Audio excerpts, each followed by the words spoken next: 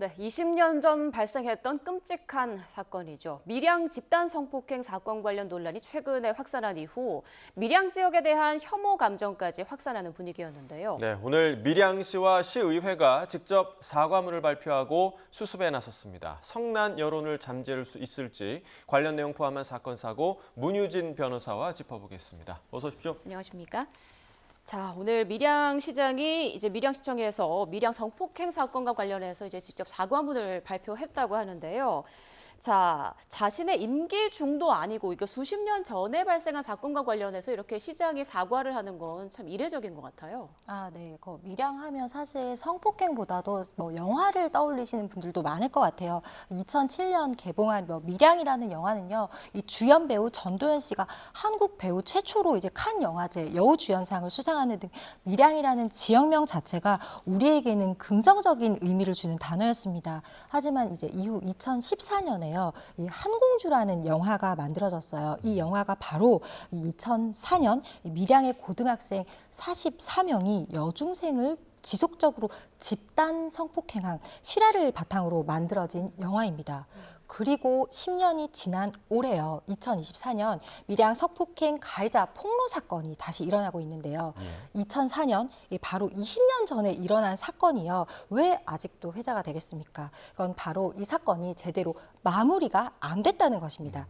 처벌이 제대로 이루어지지 않고 피해 회복도 잘 안 되었으니까 지속적으로 문제 제기가 되고 있고요. 따라서 다시 현재 법적인 처벌이 가능한가는 별도로 하더라도 이 밀양시의 지자체장이 사과문을 발표하는 것은 이 지자체장으로서 책임 있는 태도라고 보입니다. 네, 자, 이 밀양시장이 오늘 오후 2시에 사과문을 발표했다고 하는데 그 화면이 저희 지금 들어와 있습니다. 함께 보시고 이야기 나눠보겠습니다.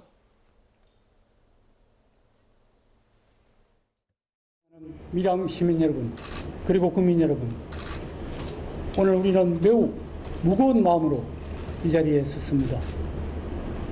20년 전 밀양에서 발생한 여중생 성폭행 사건은 우리 모두에게 깊은 충격과 상처를 남겼습니다.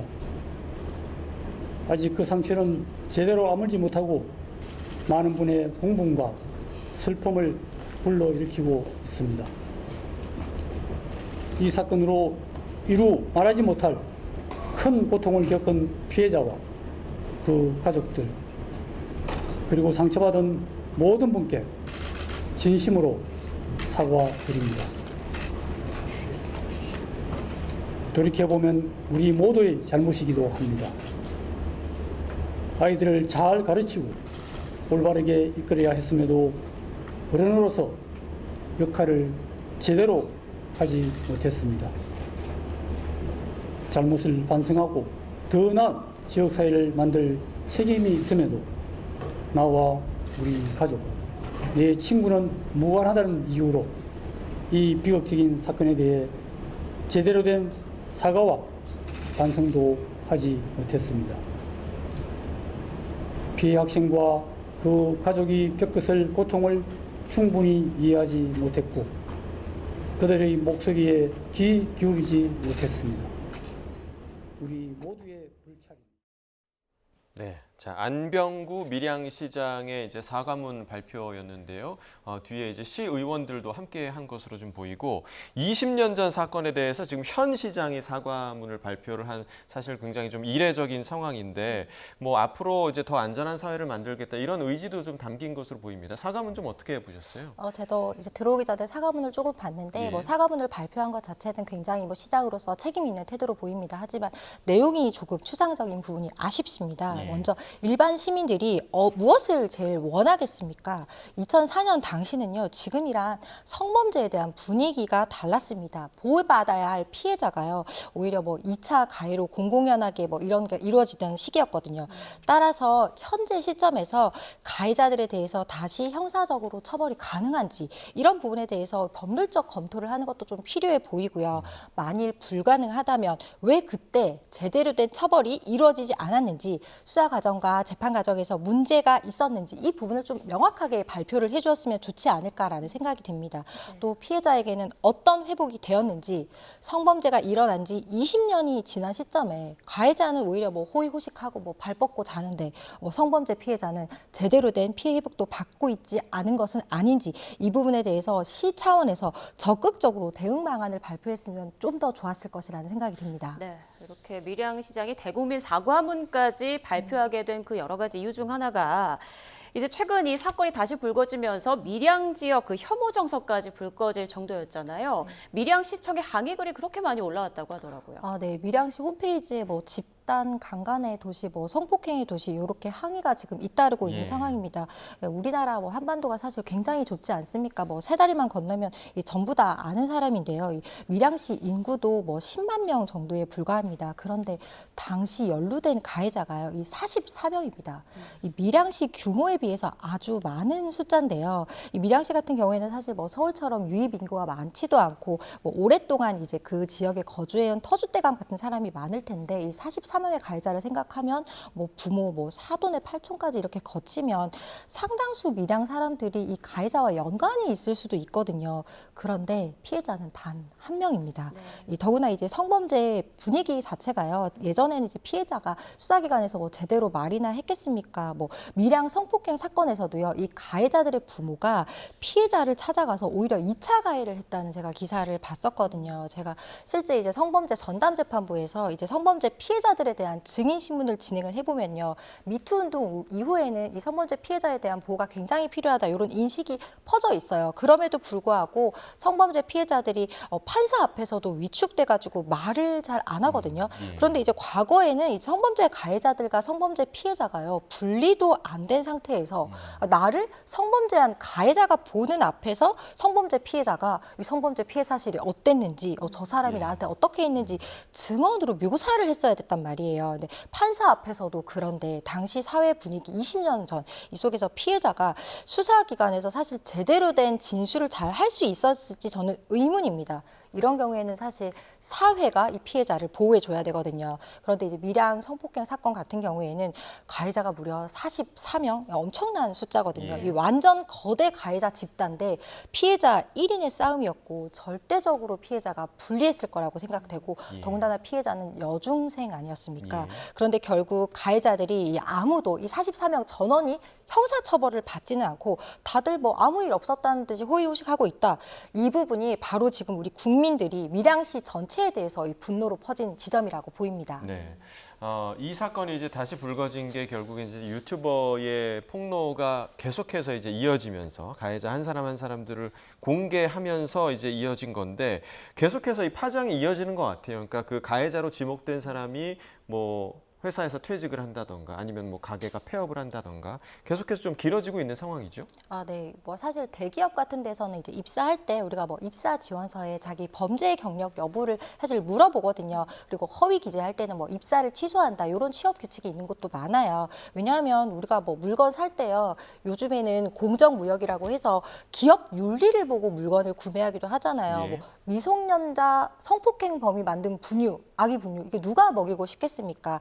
뭐 범죄로 인해서 뭐 처벌을 제대로 다 치렀다면 일사부재리의 원칙이라고 해서 다시 처벌할 수 없고, 이 범죄자도 그 사람도 우리 사회의 일원이니까 물론 복귀할 수 있는 기회는 줘야 됩니다. 하지만 이 기업은요, 사회적 책임, 즉 기업 윤리를 중시할 수 있거든요. 이 사기업에서는 이 부분을 충분히 고려할 수 있고, 이 가해자가 자신이 인정하고 내가 밀양 성폭행 사건 가해자가 맞다, 이렇게 인정이 된 상태에서 뭐 사기업이 뭐 기업 윤리상 퇴사 처리했다고 하면 그것은 가해자가 자기가 안고 가야 할 자기 책임의 원칙이라고 생각이 됩니다. 그럼 추후에 그 가해자로 지목된 남성이 그 회사 측의 퇴직 문제로 인해서 법적으로 문제 제기를 할 수는 없는 건가요? 네, 자기가 뭐 자기 임을 인정을 했고, 그리고 뭐 취업 규칙 같은 경우에 이게 나와 있을 경우에는 자발적 퇴사로 처리하기도 하지만 큰 문제는 없을 것으로 보입니다. 네. 자, 오늘 이제 밀양시의 사과, 정말 이례적인 사과로 이 사안에 대한 그런 성난 민심이 좀 수그러들 거라고 보십니까? 어떻게 보세요? 저는 이제 이 범죄는 가해자 숫자가 워낙 많고요. 20년 전에는 지금보다 더 이 학연이나 지연 같은 게 좀 만연하던 사회였습니다. 단순히 이 개인 대 개인의 범죄로만 볼 수만은 없는 면이 분명히 있거든요. 그래서 다른 사건은 보통 이제 가해자들에 대한 국민적 공분에 그치는데요. 이 사건은 이제 그 밀양시 전체에 대해서 항의글이 따르는 이유도 바로 그것인 것 같습니다. 따라서 사과만으로 이제 성남 민심이 쉽게 사그라들 것 같지는 않고요. 정확히 이제 가해자들이 좀 특정이 되고 그 가해자들에 대한 제대로 된 이 처벌과 조치가 이루어졌다 이런 부분에 대해서 이제 좀 규명이 이루어져야 사람들도 좀 안심하지 않을까라는 생각이 듭니다. 네. 자, 이 가해자로 지목된 인물 중에 9명이 집단 진정서를 경찰에 제출했다고 하더라고요. 그러니까 본인들은 밀양 사건과 아무 관련이 없는데 가해자인 것처럼 신상이 공개됐다, 뭐 이런 내용인 거죠. 네, 만일 진범, 즉 성폭행 가해자가 아닌데도요, 성폭행 가해자로 이 신상 통일을 당한 것도 사실 굉장히 큰 문제입니다. 얼마 전에 왜 여자 연예인이 자기가 이제 상간녀로 다른 사람을 지목을 해가지고 이 잘못했다고 사과를 하고 또 이어서 피소를 당했다는 기사를 봤는데요. 이 성폭행 가해자로 잘못 지목돼서 일어나는 문제는 사실 훨씬 더 심각한 문제입니다. 한번 인터넷에 유포되면요, 이 정보를 처리하기가, 삭제 처리하기가 굉장히 어렵거든요. 이 법원에서도 이 무죄 추정 원칙을 굉장히 엄격히 적용하잖아요. 이 판사들 사이에 통용되는 말이 있는데요. 이 100명의 진범을 놓쳐도 한 명의 무고한 피해자를 만들지 말라는 말인데요. 이 억울하게 범인으로 몰리는 일은 절대 없어야 됩니다. 이 억울한 것만큼 억울한 감정은 없습니다. 자, 근데 여기서 좀 궁금한 게, 그러니까 지금 사례처럼 사실관계가 이제 다르게 공개되는 경우에는 당연히 뭔가 처벌을 좀 받을 것 같은데, 반대로 사실관계는 맞는데 당사자의 동의 없이 무단으로 개인 신상을 공개했다. 이런 경우에는 좀 처벌이 좀 어떻게 됩니까? 네, 사실은 사실을 적지하더라도요, 이 정통망법상 이제 명예훼손죄가 성립하고요. 그다음에 형법상도 명예훼손죄가 성립합니다. 이제 3년 이하의 징역 또는 3천만 원 이하의 벌금에 처해지는데요. 이거 자체는 우리나라에서 이제 사적 제재를 금하고 이 법원의 이 적법 절차에 따라서 법원의 판결에 따라서 처벌을 받는 것이 원칙적이기 때문입니다. 이 경남경찰청에서 밝힌 내용에 따르면 그제까지 밀양 성폭행 사건과 관련한 고소와 진정 건수가 110여 건에 이른다고 하더라고요. 생각보다 정말 많은데 어떤 내용들인가요? 대부분은 이제 밀양 성폭행 사건 가해자들이 잘 살고 있다. 왜 이렇게 가해자들이 잘 살고 있냐, 이런 내용이기도 한데요. 또 요 사건 중에서 이제 한 여성은 밀양 사건 가해자 여자친구로 잘못 지목이 돼서 이 가게, 자기 매장이 별점 테러를 당했다고 해요. 사실 잘못 지목이 되면 얼마나 억울하겠습니까? 거기에다가 이제 별점 테러는요, 이 명예훼손뿐만 아니라 그 업장에 대한 이 업무방해까지 성립할 수도 있기 때문에 굉장히 신중해야 됩니다. 이 진범을 잡고 우리가 이 제대로 된 이 진범에 대한 처벌을 하는 것도 중요하지만 이 무고한 피해자가 나오면 안 되거든요. 네, 엉뚱한 피해자가 더 이상 좀 발생해서는 안 될 것으로 보이고요. 자, 다음 주제로 넘어가기 전에 준비된 영상 먼저 보고 오겠습니다. 평소 같으면 접혀 있어야 할 학교 철제 정문이 기둥에서 빠져 있습니다. 정문 주변은 외부인 접근을 막은 채 경찰이 현장 조사를 벌이고 있습니다.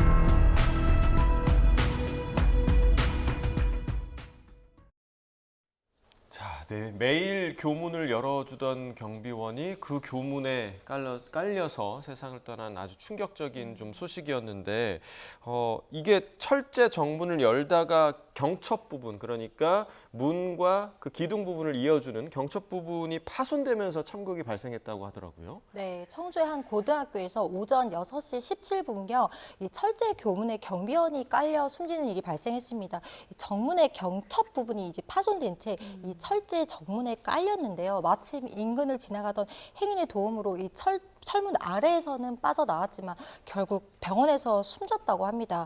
그런데 사건 발생 10분 전에요. 이 교문, 닫혀진 교문을 열겠다고 이 교문을 붙잡고 앞뒤로 거세게 흔들던 한 여성이 CCTV 화면에 포착이 되었다고 합니다. 네.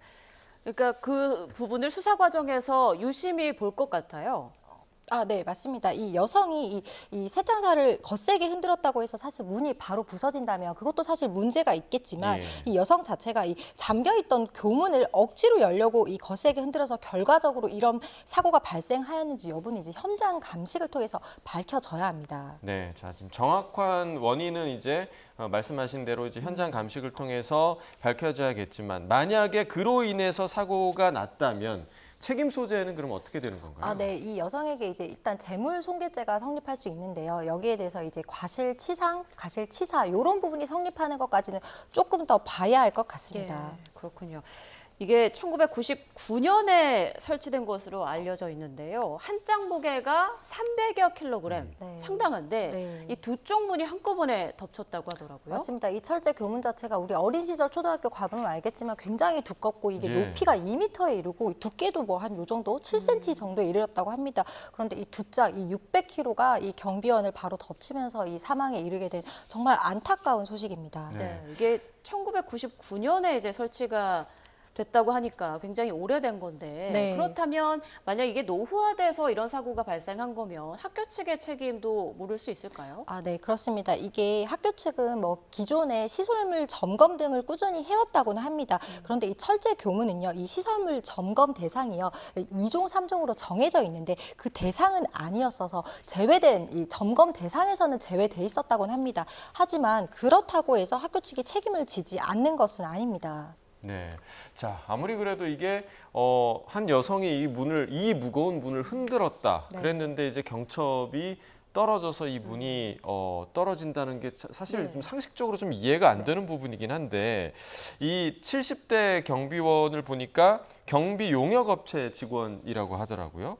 노동당국이 이제 업체 대표를 상대로 중대재해처벌법 위반 여부도 조사 중인 것으로 알려졌습니다. 이 경우에도 좀 이 사건이 지금 해당이 되는 사건인 건가요? 네, 중대재해처벌법이 이제 제정이 됐는데요. 이 사업장에서 이 안전조치 의무를 위반하면 그 인명 피해를 발생하게 한 경우에 이제 사업주 등을 처벌하는 규정입니다. 예. 과거에도요, 이 산업안전보건법이 있었어요. 저희 콜센터에 전화하면 산업안전보건법상 이 녹음한다는 내용 나오잖아요. 예, 그게 바로 과거에 있었던 산업안전보건법입니다. 그런데 이제 산업안전보건법은요, 이 현장 소장, 직접 행위자 등을 보통 처벌하고 이 기업의 최고 책임자를 처벌하지 않는 사실 문제가 있어가지고 사고가 끊이지 않는다는 비판이 있었습니다. 이에 따라서 2021년에 이제 중대재해처벌법이 제정이 되는데요. 이 5명 이상의 사업장에서 발생한 사고 등에 대해서 경영 책임자, 현장 소장이 아니더라도 책임을 물을 수 있는 좀 중요한 규정입니다. 네. 이 중대재해처벌법은요, 공무원도 또 처벌 대상으로 하고 있어서요. 이 학교는 또 고등학교는 근로자 수가 62명이 일하는 교육시설인데요. 이 학교가 만약에 이 경비원을 위탁 업체를 통해서 경비원을 직접 고용한 것이라면 학교도 공무원의 일부이기 때문에 학교장이 처벌을 받을 수도 있고요. 또는 이 고용한 업주가 다른 사업주라면 그 사업주의 규모에 따라서 중대재해처벌법으로 양쪽의 어느 곳이든 처벌을 받을 것으로는 보입니다. 네, 그렇군요. 사실 신설이 아닌 대부분의 학교 교문은 이번에 사고가 난 학교와 같은 그런 철제 교문을 아직도 사용하고 있거든요. 이번 사고로 인해서 대대적으로 점검을 해야 하는 게 아니냐 이런 목소리도 나오던데요. 네, 당연합니다. 이 사건 사고는요, 오래된 시설물에 대한 이 점검이 부족한 점에다가 사실은 여성이 이제 문을 흔든 부분도 어느 정도 복합적으로 원인이 돼서 발생한 사고로 보이기는 합니다. 특히 이 경비원 분은요, 매일 이 시각 오전에 주민을 위해서 이 주민들이 운동장을 이제 개발하는 학교 측의 요구에 따라서 이 정문을 열다가 변을 당한 것으로 밝혀졌는데요. 사실 주민 생활 복지를 위해서 문을 여는 게 의무도 아니고 주민들 새벽 운동하라고 새벽에 이제 할아버지께서 이제 문 열다가 발생한 사고라서 사실 너무 안타깝고 보상이 좀 잘 이루어져야 될 것 같습니다. 그리고 이제 그 여성도요, 문을 사실 거세게 흔들다가 이게 부러진 것 같다. 사실 사람이 느낌이 좀 올 수도 있잖아요. 그러면 이제 나몰라라 하지 말고 바로 112에 알려서 내가 문 열다가 흔들다가 부서진 것 같다. 이 애들이 초등학교 등교하다가 사실은 이 사고가 발생할 수도 있었잖아요. 그렇기 때문에 이거 사실은 뭐 112를 너무 멀게 생각하지 말고 이 경찰관 직무집행법에 의하면 경찰은 국민의 이제 생명과 신체를 보호해야 될 의무도 있거든요. 112에 전화 한 통만 했더라도 이렇게 큰 피해는 예방할 수 있었지 않았을까 안타까운 사고입니다. 네, 늘 이런 안타까운 사고가 일어난 후에 전수점검 이야기가 나온다는 것 자체가 굉장히 좀 씁쓸한 부분인 것 같습니다. 자, 다음 주제로 넘어가 보겠습니다. 준비된 영상 먼저 보겠습니다.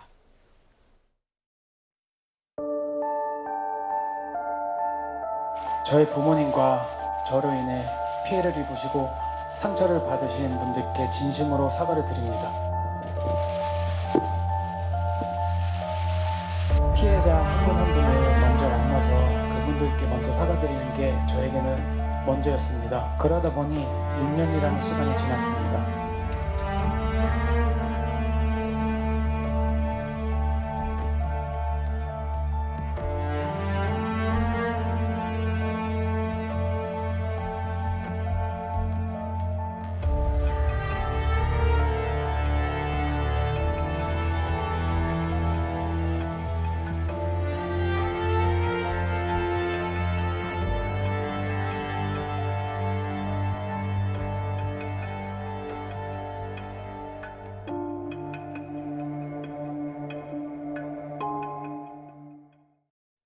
네, 사회적으로 큰 물의를 일으킨 후에 다시 연예계로 복귀하는 그런 연예인들의 영상을 함께 보셨는데, 최근에 음주 뺑소니 혐의로 물의를 빚은 가수 김호중 씨, 그 음주 혐의를 사실 벗은 거잖아요. 그 이후에 국민적 공분이 다시 일고 있는데 관련 입법이 좀 강화되고 있는 상황이죠. 아, 네, 그렇습니다. 사실 지금 이루 씨도 복귀를 하고 있는데요. 이 태진아 씨가 그 신곡을 발표하는데 거기에 아들이 이 묻어서 작사 작곡으로 복귀를 시동을 거는 게 아닌가 이런 얘기가 나오고 있는 것 같습니다. 네, 누리꾼들 반응은 어떤가요? 누리꾼들 반응은 냉담한 반응도 사실 있는 것 같은데요. 이 연예인은 사실은 청소년들에게는 사실 엄청나게 큰 영향을 많이 미치거든요. 근데 사회적 무리를 빚고도 제대로 된 자숙 없이 복귀를 하면 그 정도 범죄는 괜찮은 거 아니야. 이렇게 사실 그릇된 인식을 심어줄 수 있습니다. 이루 씨 같은 경우에는요, 사실 김호중 사건 이전에 이 구속이 없이 이 똑같이 음주운전과 운전자 바꿔치기로 징역형의 집행유예를 선고받는데 그쳤는데요. 최근에 김호중 씨가 구속되는 걸 보면 연예인들도 무서워서 이런 것에 대해서 좀 조심하지 않겠습니까? 이 제대로 돼 떳떳하게 이렇게 처벌을 받고 나서 복귀하는 것이 아닌 이상 이루 씨처럼 아버지의 곡 참여를 하는 방식으로 이 대중의 좀 반응을 살피면서 복귀하는 이런 방식에 대해서는 대중의 냉정한 평가가 좀 필요한 시점인 것 같습니다. 예, 지금 앞서 영상에서 봤던 래퍼 마이크로닷 같은 경우는 부모의 비투 논란이 좀 문제였잖아요. 네, 그 사안이 조금 다르다고 봐야 할까요? 왜냐하면 지금 복귀에 대해서 여러 다른 시선들이 좀 존재를 하거든요. 네, 아무래도 이게 좀 다른 점은요. 이 포인트는 이루 씨는 자기의 범죄라는 거고 마이크로닷 같은 경우는 부모의 범죄인 것 같습니다. 이 마이크로닷 부모는요, 지난 1990년부터 98년까지 지인이나 친척들에게 이 총 4억여 원을 빌린 뒤에요. 98년 5월에 뉴질랜드로 달아난 사건이 밝혀지면서 논란이 됐던 사실인데요. 2018년 마이크로닷이 부모의 채무 논란으로 활동을 잠깐 중단하는 모습을 보이면서 이 사건이 수면 위로 떠올랐습니다. 그런데 마이크로닷 부모는요, 98년에 달아난 이후로 20년 동안 이 마이크로닷이 2018년에 부모 채무 논란이 있기 전에 이 채무 변제를 전혀 하지 않았거든요. 근데 만약에 마이크로닷이 유명인이 되지 않았더라면 이 채무가 변제가 됐을까요? 지금 마이크로닷은 이 피해자들 10명 중에 9명은 변제를 했다라고 사실은 얘기를 하고 있는데요. 사실 이런 논란이 되기 전에 사실 변제를 했으면 조금 더 좋았을 것 같고요. 또 사실 이 가족 범죄가요, 이 비난받는 이유는요, 사실 우리가 금수저 이런 흑수저 이런 논란이 있지만 이거 좀 비유를 하자면 이 훔친 수저라는 것입니다. 훔친 수저. 네, 이 피해자들의 피 같은 돈으로요. 이 마이크로닷이 직접적 가해자는 아니지만 이 피 같은 돈으로는 자기가 성장을 하고 교육을 받았다면 이 법적으로는 책임이 없더라도 사실 도덕적, 윤리적으로는 마이크로닷이 부모 대신 변제를 해야 되는 것이 바람직하지 않은가 저는 사실 이렇게 생각합니다. 네, 알겠습니다. 네, 지금까지 문효진 변호사와 함께 주요 이슈들 함께 짚어봤습니다. 고맙습니다.